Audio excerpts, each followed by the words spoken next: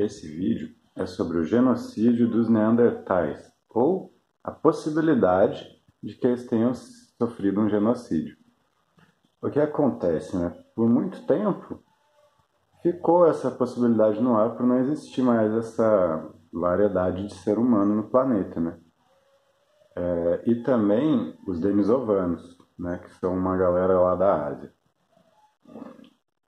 E ficava se pensando por que será que eles desapareceram. Só que, recentemente, com estudos de DNA, descobriu-se a quantidade de DNA que sobrou, ou melhor, que sobrou não, que foi incorporado dessas populações nos seres humanos atuais, né? E se descobriu porcentagens de 4%, né, em algumas populações e um pouquinho mais em algumas pessoas, de Neandertais e de cerca de 6% de DNA de denisovanos, em outras pessoas, né? Pessoas lá das Filipinas. Né? As pessoas com DNA Neandertal estão mais ali na Europa e Oriente Médio. E o que acontece? 4% e 6% parecem cifras pequenas, mas quando nós observamos o genocídio entre pessoas, né, de Homo sapiens na história recente, os números são diferentes. Né? Primeiro, eu vou dar 3 exemplos. O primeiro exemplo é do Japão. A população japonesa atual tem cerca de 20% de DNA dos antigos nativos do Japão. Por quê? Os japoneses, propriamente ditos, são uma etnia que saiu do continente asiático ali, a partir da Coreia, chegou no Japão uns 300 a.C. Então tem mais de 2.000 anos de incorporação. A população nativa devia ser maior do que a população que entrou, mas a população que entrou se multiplicou mais rápido e acabou envolvendo, né, as sociedades nativas. E os nativos eles tinham um perfil físico bem diferente. Né? Depois você pesquisa pelo povo Ainu, que são os sobreviventes, você vai ver, tem aquele desenho da Princesa Mononoke, o povo japonês que está mostrando lá são os Ainu. Eles têm barba. Isso parecem mais pessoas brancas, mas eles não são nem um pouco aparentados com os europeus. Né? Enfim, só sobrou 20%, foram mais de 2.000 anos, né, esse processo. O segundo exemplo é na Grã-Bretanha. Existia uma população antes da invasão pelos anglo-saxões, que são os ingleses propriamente ditos, que eram os bretões. Os bretões haviam passado pela colonização dos romanos, mas eles não tinham sido colonizados igual no resto do Império Romano, ao ponto de perder a própria língua, por exemplo. Né? Então, eles eram facilmente identificados pelos anglo-saxões como falantes, né, da língua bretã. E eles continuaram ao longo de toda a Idade Média em pequenos bolsões ali na Inglaterra, que demorou muitos séculos para eles serem totalmente incorporados à população inglesa. E, hoje em dia, em alguns lugares ainda tem pessoas com de 20 a 30% de material genético, né, de ancestralidade dos bretões. Isso na Inglaterra com uma história maluca, com 200 invasões de povos diferentes. Ainda tem 20 a 30% em algumas pessoas. Tá? E são povos que sofreram etnocídio completo, né? As pessoas não sabem mais falar a língua que eles falavam, não se identificam mais, né? Nem com ser um nativo do Japão, com um nativo da Grã-Bretanha.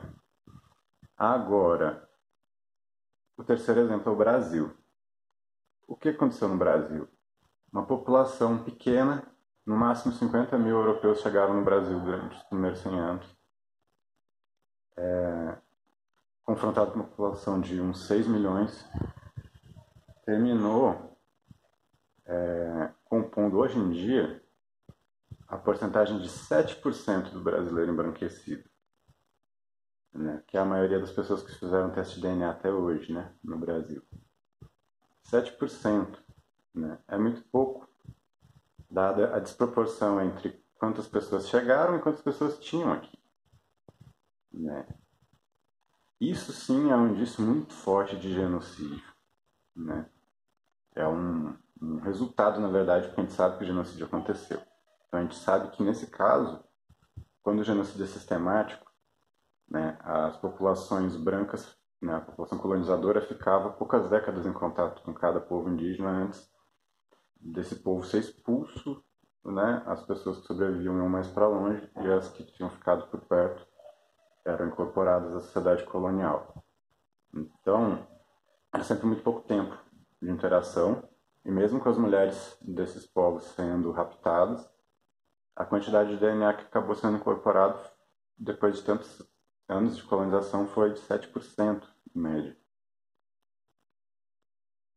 Então, se você pega o cenário sobre os neandertais, né, e os denisovanos, que a paleontologia, a arqueologia tem montado até hoje, é um cenário em que eles tinham uma população pequena, bem menor que a dos sapiens, se estimava, e se eles tivessem sofrido uma espécie de genocídio, eles não teriam sobrado ninguém, né? A quantidade de DNA incorporado seria, sei lá, 0,5%, uma coisa muito irrisória.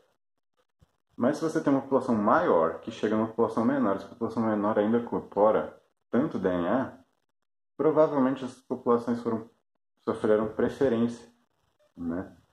Quem era filho de um Neandertal acabava tendo filhos e continuou tendo filhos e tiveram, como em cada geração eles iam se misturando com mais pessoas homo sapiens, né?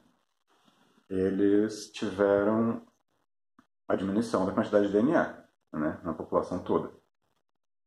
Porém, para sobrar tanto, significa que os descendentes deles ficaram tendo filhos entre si. E aí não acaba mais, né? Assim como no brasileiro, tecnicamente esses 7% não vão mais acabar.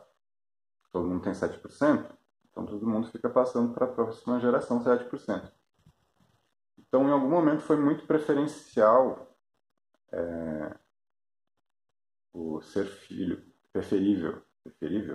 Foi uma seleção positiva, ser filho dessas outras populações de humanos.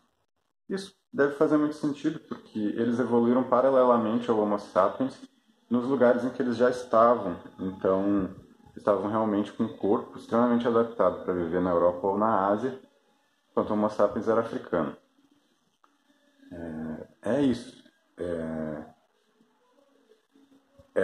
Tanto um vídeo para falar sobre como os neandertais não sofreram genocídio, quanto para a gente perceber a gravidade do impacto do genocídio indígena na história do Brasil.